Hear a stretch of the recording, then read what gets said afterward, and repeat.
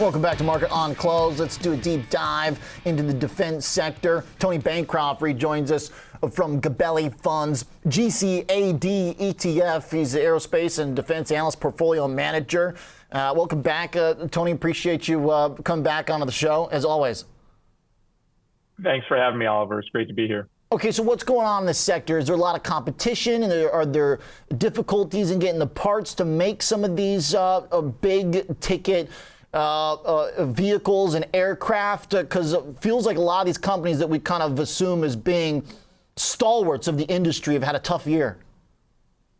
Yeah, well, thanks for that, Oliver. You know, we just hosted our 29th annual Aerospace and Defense Symposium earlier this month and had 15 incredible companies in the aerospace and defense industry come and sort of discuss the dynamics going on and what's going on in the industry. And, you know, it's near term, there are some challenges and some air pockets, but long term, the secular tailwinds are, you know, pretty much intact. And, companies like Boeing and Lockheed are going to have these long tail of production, and then on the aftermarket, the servicing side of it as well, for these these wonderful products they make, going into a market that's got a lot of growth. The emerging economies are coming up and they want to travel more, and you're going to see a lot of these countries buying a lot of Boeing and Airbus aircraft. And our NATO partners, as well as the U.S., we're going to be buying a lot of F-35s from Lockheed Martin. But, you know, in the near term, there have been some missteps with production, some hiccups on quality with some of the airframes for the 737 MAX. And then on the Lockheed side, just they're putting a new software package into the aircraft and having some sort of last mile integration of this software, which is going to be a great system when it comes out. So some of the deliveries are going to get delayed. So that's the near term, but I think over the long term, we're gonna have a great industry going forward. To point out a few here, you mentioned a few. Boeing, so obviously the commercial and the defense side, it seems like the commercial side's got a little bit of a better macro backdrop right now. Arguably, I guess people are still traveling. There's still a demand for the 737s and the 787s, but Boeing went from $243 to sub $200. It was up 22% on the year, just like a month and a half ago.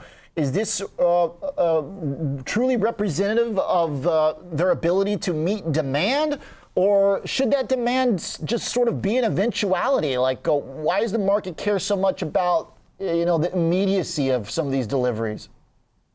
Yeah, and I agree with you, Oliver. I think again, near term there are some issues with deliveries, getting these jets out there, and some of the production, as well as supply chain. Labor is always tight, but long term they've got a really good problem to have. They've got virtually infinite 10+ year demand, which, by the way, only increased during the pandemic, which was by far the largest shot to commercial aviation in the history in modern times.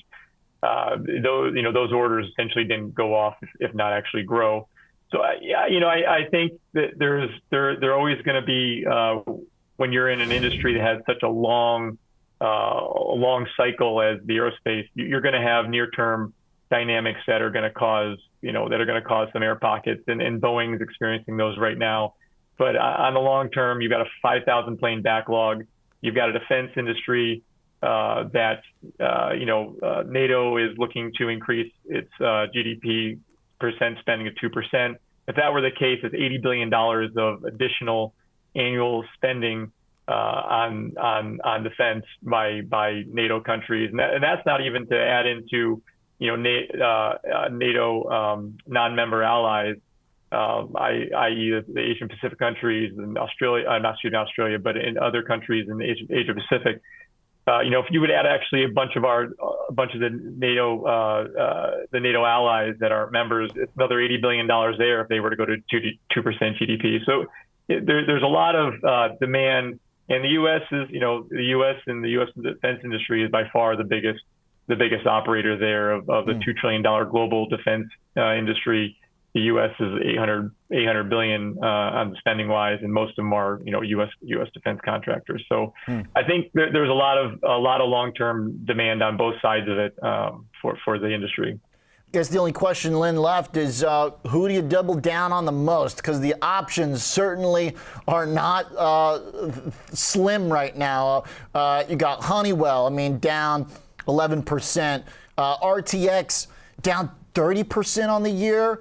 Well, even Lockheed now down 14. It seems like Textron really is the only one that's like double digits up. So do you just pile it all in there? Yeah. Or are there any names that jump out to you really want to scoop up shares of? Yeah, so we like all of those names. Actually, Boeing is in our top 5. Lockheed's in our top 10. We own Raytheon. Listen, the GTF program over the long term, over the life of that engine, is going to have you're going to have a lot of engine sales, and then on the operating and maintenance side of that engine, it's going to go for many years. And the servicing components, obviously, a higher margin business. So I'd be I'm very positive on Raytheon.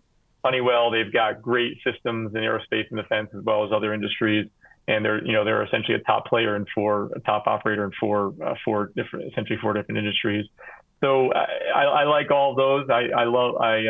We own Textron, the FLRAA program. They're going to build potentially up to 4,000 of these, essentially replacements for the Army's Black Hawk helicopter, and then including international sales potentially. So you're going to see a lot of good signs coming out of this industry on companies like Textron and Boeing and Lockheed and Raytheon and Honeywell, and we've got a list of others that are in our GCAD, Gabelli Global Commercial Aerospace and Defense Active ETF.